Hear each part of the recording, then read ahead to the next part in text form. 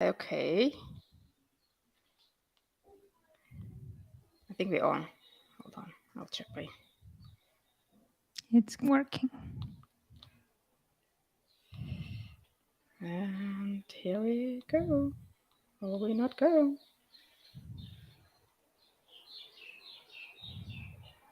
Okay. I am. Okay, we're live. We are live. And here we go. Or will we not go? Sorry. Don't worry. All right. Well, let's jump in. I see some people are joining, but they'll be recording, so don't worry. You'll see it all later if you want it. And today we're gonna have a conversation about navigating career in this uncertainty that happens in the tech world. Like layoffs are happening everywhere, but some companies are still hiring. There are lots of hiring going on, but sometimes they're not hiring you in particular. So why is that? And again, there is this big boom with generative AI. Everybody's talking about it. How would that affect your career? So today we're going to talk about all of that with an expert, Anna-Marie Fieser. Is it right? Sorry, yes. Yeah, Don't worry, it's I knew the perfect. name. I knew the name, but the last name is like kind of could be a challenge. So Anna-Marie is a tech coach, and she's an expert in tech industry, and she's been at for 10 years as a software engineer, consultant, tech lead, product director, coach, and trainer. And 2 years ago, she quit her tech leader role at ThoughtWorks and became a full time training coach with two main goals. And the first one is making tech a more diverse industry by supporting people from underrepresented groups how they get in tech.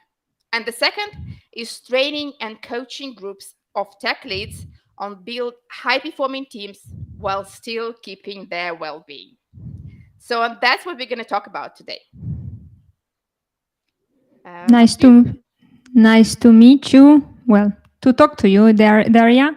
Thank you for the formal intro. I need to say that I mean you have a very interesting background yourself there. So I want to take two seconds to introduce you also because I think it's valuable for the audience to also know why are the two of us here discussing about these topics. So Daria is an ex-Deloitte employee and a former HR director for tech and telecom companies with 15 years of experience in international executive experience. She's also a team and leadership coach specializing in leadership development and team effectiveness for remote and hybrid teams. And giving her passion for leadership and leadership topics, she's also a speaker at MSU Business Schools. Business school, sorry. She likes to describe herself as a team architect, which is a term that I love because it sums up perfectly her current focus, which is helping hybrid and remote teams execute organizational transformation, which I'm sure it's a very tough one to do these days. So nice to talk to you today, Daria. Yeah, great, amazing. So I'm excited about the questions that we have now, and the first one is about you. Well, how come that? Like, share your story. How you were a tech lead and moved to a career coach for tech leaders. Oh, okay. So I'm gonna try to keep this story short. So I've been 10 years in tech now, over 10 years. I became a tech lead at 26. I was young and without too much experience, but I was very excited about the role. So I put everything that I had, all my energy into it. And what happened is that when pandemic came, we were in the house, not much to do than working. So that kind of just became bigger than before. I burned out, and I quit my full time role as a tech lead, the role that I loved, and I had no real plan on how to move forward. But what happened is that people started to reach out after some time, like, where am I? I was doing a lot of support during part of my leadership role, like training, coaching, mentorship, sponsoring, all of these sorts of support roles. So they needed me to keep growing, to plan their careers. So we started with a coffee, a call. I got myself into getting my certification as a coach, and here I am 3 years later. I'm a full time trainer and coach for people in tech, with a focus on tech leads, woman tech leads. So yeah, that's basically the story. Cool, cool, amazing. So, from your experience, what do you see is the biggest challenge tech leaders face in today's fast paced environment? I think the key part here is the fast-paced industry. I mean, tech, it's always been constantly changing industry, and things seems to always go faster in the space because of technology and access to different tools. And yeah, it's just, so I think the biggest challenge that tech leaders face today, it's actually change, faster change than it was before. And everything happens at the same time. It's not just in the AI space, but also in the expectation space. So there's small different pains coming from different restructuring in the company. So there's a lot of people management that needs to happen there, relationship management. There are clients involved. So I think it's just the fact that there is just the change is happening or way more faster. At least that's my feeling on the technical side, but also on the people side. And you add to that the lack of support that I'm feeling, or that I see people telling me that they don't have in the leadership role in tech. So yeah, that's whole thing that becomes a mess basically at the end of the day. So, do I hear you right? So it's the speed of the tech development, the new tools and technology happening. Then there is a sort of people change and business change, and how businesses need to transform, and all the organization and mess that's happening within the companies. And then, like you said, there's a lack of support and how to deal with those two types of change. Is that what you're saying? Like, do you hear? Yeah, you sum it up perfectly. Yeah. Okay, okay. Good. Well, not that good. All right. So, what do you think would help them to navigate those change? What are the necessary skills or traits they need to have? So I think the first thing they need is resilience, which is the ability to act in front of change in a positive way, without losing your grip, without losing it in front of your team. So resilience, I would say, is the first quality that leaders need to develop in order to deal with all of these constant changes. And the second one, I think it's and this might be a straightforward one, but I still think it needs to be emphasized, as since I've seen so many tech leads struggling with daily, which is the ability to trust their team and letting go of control, and understanding that they cannot do it on their own, and rely on their team for what's coming, and asking for support. So I think these are the main essential skills that get developed in time, that they I see missing in tech leads that are struggling. So, what do you think? Like, I hear that the resilience part is, yeah, we'll come to that probably. But I mean, trusting your team, that's my, like, I love the topic. But still, I hear people say, how can I trust them? They're not skilled enough. They don't understand everything. I need to protect them from have all these crazy things that happening with high management. How do you do that? How can they learn trust with all this uncertainty? Well, trust, it's a hard thing to get and to build, and it's really easy to lose, right? So I think that's why it's such a tough topic. I mean, it's a process. But what I like to emphasize on that, like anything, it's a process that you can get better at by doing the putting in the effort and putting in the work. What do I mean by that? I mean that prioritizing people, understanding them, their motivation, their driveness, before business goals. Of course, prioritizing people is going to have a positive impact in your business goals no matter what. So just starting from that belief, can help you start building the trust. Another one is taking some risks, betting on your people, like just giving them more responsibility, delegating more stuff, maybe starting with like lower risks tasks, and just see how they're doing. They might surprise you. So just allow yourself to be surprised by the team that you have. There's a reason why you hired them. There's a reason why you work with them.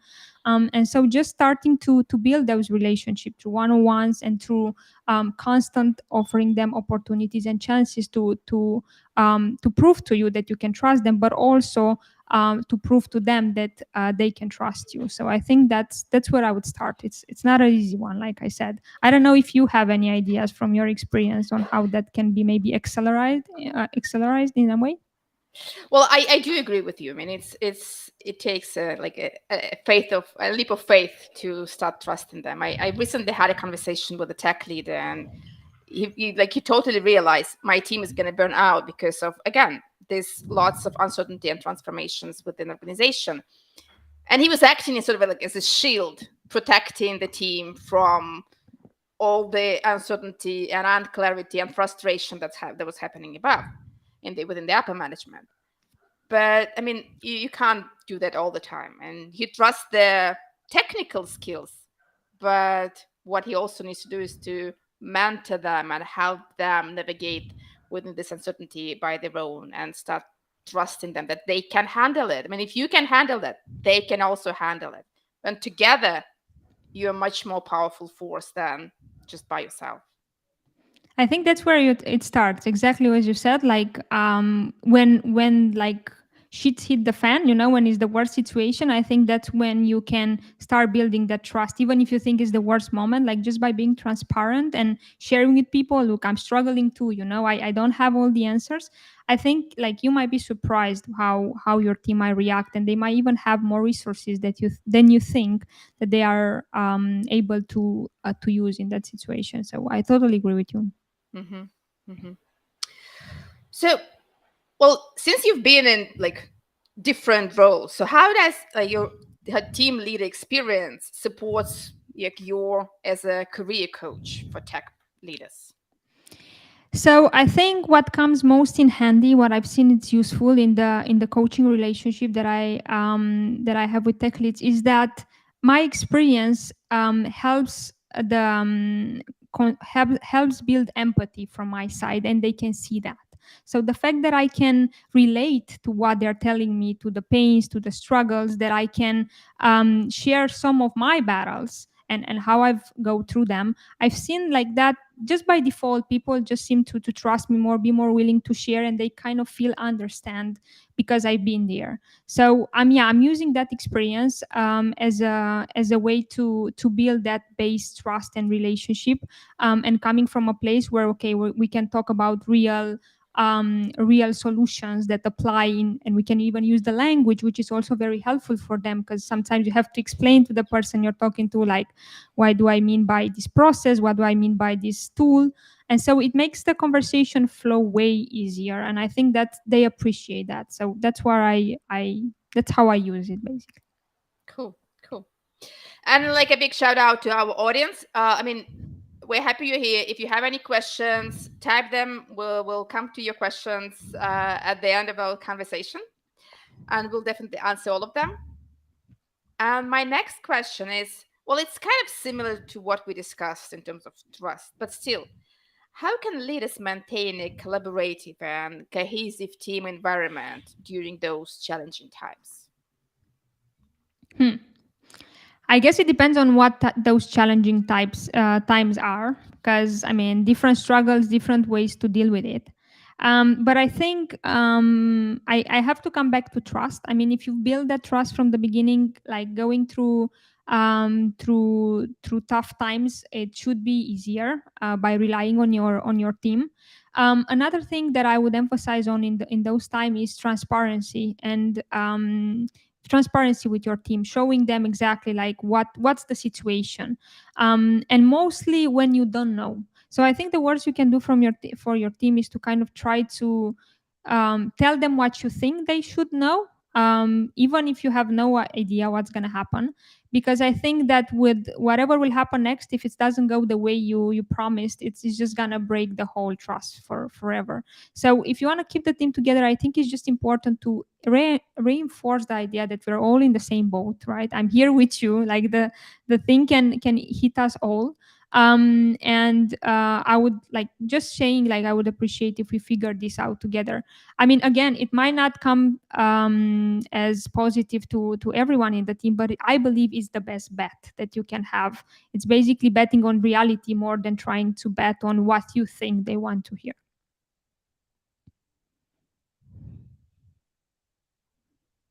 I cannot hear you. Okay. Hey, yeah, Now. got it. So let's address the sort of the elephant in the room and the layoffs. I mean, Mhm. people hold to their careers, to their jobs, no matter what, because they don't want to lose it, because they don't know if they're going to find the next one. They don't do like extra moves. So, how can leaders support their teams after, before, during layoffs? So let's start with before. I think it's important for everyone, but also leaders, to understand that, like, the day to day, you cannot promise to anyone security when it comes to a job. At least we've seen this happening. Even big companies that we would not ever think that they would go into these massive layoffs for different reasons. It's happening. So I think there is no more security the way it used to be before in, like, the big companies. I'm gonna be there forever. So I think it's the first part is just all understanding that this is not happening. So we always have to be prepared for something going wrong. And from that can come, from the leadership position, can come constant support for growing the people in your team, not just for the current domain, but encouraging them maybe to be more vocal, like, I don't know, creating a personal brand that's going a little bit on outside of their comfort zone, but even just having a CV ready, I don't know, constant tracking of their accomplishments, which is something that should be used in the constant development in your team and your company, but even outside. So just basically trusting and helping their team be prepared if something goes wrong. So that's like before, and doing the same thing for themselves also, because they are in the same boat. What can they do during the layoffs? So I mean, that's no easy way to go around it. I think those are some of the toughest conversation a leader has in the layoffs period.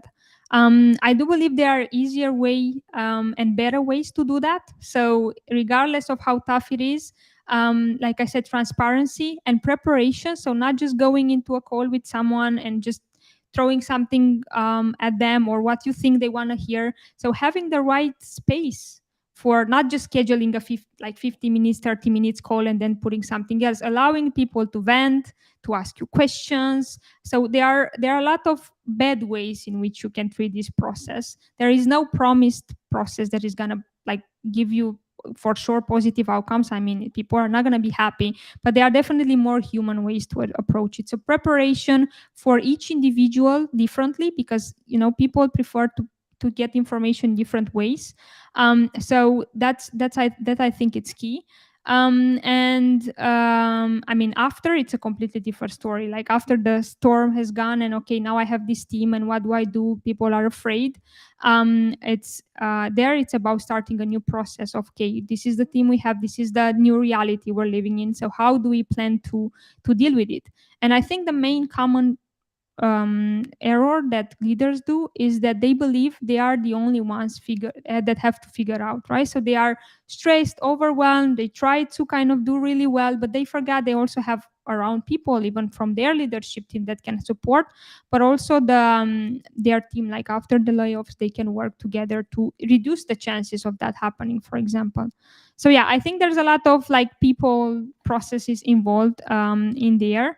And it's just important to treat people as people at the end Mm-hmm. of anything, and be prepared. In the day to day, there is nothing promised. Mm-hmm. So to sum it up, so the before the layoffs, just be ready. I mean, we're living in an ever-changing environment. No one is safe. Build a parallel career, build your CV, build your personal brand. Be ready, invest in yourself. Like during layoffs, just have this personal human touch, explaining, talking to people, letting them like show their emotions and understanding, accepting them. And then, like you said, it building the future with those who you have in the team, but not trying to lead it all by yourself, but using the team power to create it. Does it sound right? Correctly, Okay. yeah. All right. I love that. And I totally agree that like Martin Seligman is positive. Like they had the father of positive psychologists. He said optimism and like seeing future something positive is what actually helps us be resilient, and it's super important. But how do you do that within this? Like if the future is uncertain, if it's ever changing, how do you make plans in this ever changing environment? How do you make plans? And I guess this refers to in general, not just for the tech leads. Yeah, I guess. I mean, because you can prepare in different ways. But I think so. I think there is a certain security that comes from knowing there is no security. That pushing you in a direction where you can take action. So instead of just hoping for things not to happen or happen, actually treating things like they might happen. So, for example, for developers, a very common things that people would do these days is to have interviews just to check their value on the market, just to see like what's out there, just so that's a common thing that also keep their like interviewing skill up to date, forcing them to build a CV, forcing them to like prepare for the conversations. So that's for a developer, it's a common thing to prepare and have that ready. Of course it takes effort, but it's key. Second, I think it's also about understanding that there is like life happening outside of the main work, and starting to understand when you're planning for your development what skills can be transferable to other company, and prioritizing that instead of just like very business oriented for the place where you are now. And I do believe that benefit also the current company. I think any way a person grows in a tech team or wherever, it's gonna benefit the company. That's impossible not to happen. It's just that, and this brings me to the leaders, is for them to identify and understand how is that gonna benefit them and the overall team, and help them get there. So when they see a goal in their, I don't know, like planning for the next 6 months, don't actually help them, giving them opportunities to grow in that direction, and support them. There was this saying that like, what if we put effort into our people and they leave? And there was the other person saying, but what if we don't and they stay? So I think it just sums up perfectly what I'm trying to say here, and then stick to me, because we think that because we're not putting the effort in people, they're just going to be stuck. But like, I mean, at some point they're going to figure out, or you're going to figure out, right, which what we're seeing now, and that's going to happen. So yeah, that's it from the way I see it. Mhm, What do mhm. you think? How Well, would you prepare? yeah, I like how you say it, and it's like develop and invest in people so that they can leave any minute, and every company would be happy to take them. But since you invest and develop your people, they don't want to leave. They want to stay and get more and more and more and more. And because I mean, it's natural will a desire for people to master their skills, and when they have this like, mastery, when they develop, when they have good social connections, they're very motivated and they want to stay. Because number one reason while people are leaving, according to the recent McKinsey research, is development, learning and development. They leave because they have no learning and development. They stay because they have opportunities for development, and they choose like company based on their assumptions of how they can learn and develop there. So that's like according to this recent this year McKinsey research, it's the number one thing in tech industry, learning and development. So what should they learn? What do you think are the most important skills for them, for What tech should they leads? learn? Okay, Yeah. so I think this is where, coming back to your first or second question, where the constant change comes into place, because what you learn keeps on changing, or what you need to know keeps on changing. Mostly in the tech world, there's always now AI is taking over. Data was the big thing 2 years ago, so it's like there's always a trend at least in the tech skill space that you need. I do believe there are some skills that they will not hurt you no matter where you go. As a person in tech, which is, I mean, they call it soft skills. I like to call them people skills. Like it's about skills that would help you communicate better what you want, what you're building, talking to your clients, to your business people, and that applies at all the levels. I know a lot of tech leads, engineering leaders that struggle a lot with this part because they are like they are really good at tech, and then they get into this position and they realize there's a lot about it which is not tech, and even talking about tech is different than doing tech. So coming back to your because I derailed a bit, what they should be learning. I think it's hard to make 10 years plan anymore, or even 1 year plan anymore. I don't know, I never had those and they never worked for me. So it's more like an idea of, okay, what do I have on my plate these times and these days, sorry, and what opportunities do I have to learn something that can be useful for me, and choose from there, because it's not just a matter of what you want to learn, but it's also a matter of, is this the right time to learn it? Because most people are like, okay, I want to learn this new thing, and they go outside of the work time and they do trainings and they do whatever courses. But I do believe there's a lot of potential in your day-to-day job, no matter what the role, to grow in a certain aspect. You just have to make the match between it, and try to find opportunities in your day-to-day to grow there. But in regards to what, like I said, the most transferable skills that I've seen in the tech world for any role, and if you want to grow, the more you grow, the more impact you require. And impact is created by your ability to empathize and interact with people. It's that simple. So putting effort into those skills cannot hurt you. Cool, cool. And it reminded me of I recently heard a presentation of Marcus Buckingham, who is also one of the people who studied all those strength development approach, and he says, like, don't look for something that you love, that you would love doing.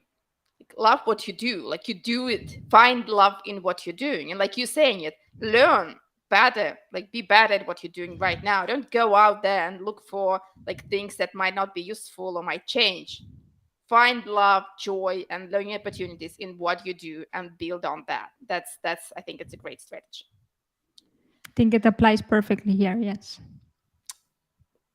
My like one of the final questions, I think we have time for two more questions, and we kind of touched on that a bit, but to sum it up, what do you Mhm. see as common mistakes that leaders do in these times of uncertainty? Common mistakes. So I think one of the things that happens is that, I mean, in these times of uncertainty, I'm trying to not repeat myself in regards to not building trust. So um, one thing is not identifying the potential in their teams. I think that's a very common mistake that tech leads do. Again, they think they have to figure out everything on their own, and then they have to present it to the team, and the team can start being brought to the discussion. So I think one thing that they miss is the potential on their team member, and not bringing them into whatever the discussion is soon enough, or at least some of them. So that's one thing. Another one another one that I've seen people making a lot is that they are, at least again, tech leaders, and we're talking here about like starting tech leads, engineering leaders. They are still too close to the hands-on work. That's a very thing that also that happens. Is like you're gonna have to do a reprioritization. I believe as a tech lead you have to enable your team, but they are still like literally coding in the day to day. So there's you definitely need to have, based on your role, some involvement, but like keeping the same involvement, like having at least the same expectations as you are doing as a senior developer. I mean, it's impossible, and it hurts you and your team, and it's very visible. So yeah, holding on to that, it's a second mistake people do. Mm-hmm. Mm-hmm. Well, thank you so much. There was so much like so many valuable information, great tips. So to sum it up, if you were to choose one like very important advice that you want to give to tech leaders, what would that be? Mhm. Important advice. Yeah, I have one. So I think the main thing that can help you is to leave some time in your calendar for unpredictable things, mostly in these crazy times. So plan your calendar, as everything that you have there might go wrong. And the reason why I'm saying this is because you want to have time to think, plan, and act from the place of actually thinking it through, than from fear or pressure or worry. So planning your calendar mostly in times of constant change or uncertainty, in a way that you will have space for answering questions, for talking to people, for like thinking. Again, we underestimate the value of thinking. It's key. So just blocking those times, it's a simple action, but it's harder to do than said, can do a lot to your overall impact. Cool, great. Do you have one?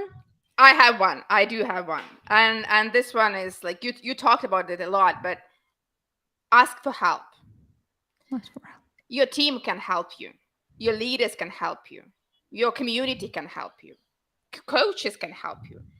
Ask for help. People are ready to help. They want to help. They develop by helping others. They would love to help you out. You will not be able to do that alone. When everything's changing, the time of heroic leadership is gone. Now it's team leadership. So thank you so much. It was, I really enjoyed the conversation. Thanks, Anna Marie, and hope we'll have a chat sometime later again. For sure. Thank you so much, Daria, and have a great Yeah, day. And thank you, yeah, everyone, for being here. Hopefully, you got some useful information out of it. And if you have any questions, don't hesitate to reach to me or out to me or Daria for any follow up questions. Would be really happy to chat. perfect. Bye. See And you.